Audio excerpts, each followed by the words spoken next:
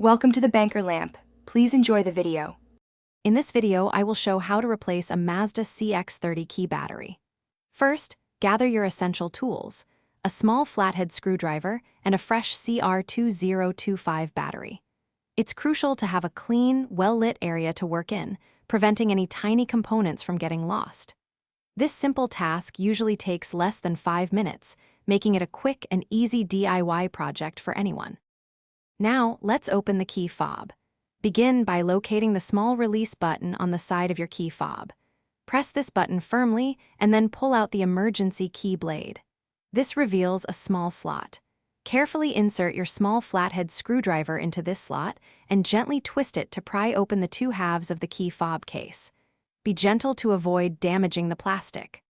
With the key fob open, you'll see the old battery.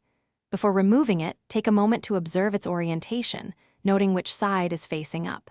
Then, using your small flathead screwdriver, carefully pry out the old CR2025 battery.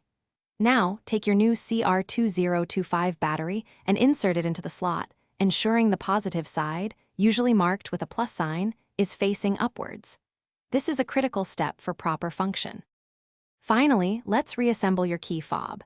Carefully align the two halves of the key fob case and press them firmly together until you hear a distinct click, confirming it's securely closed.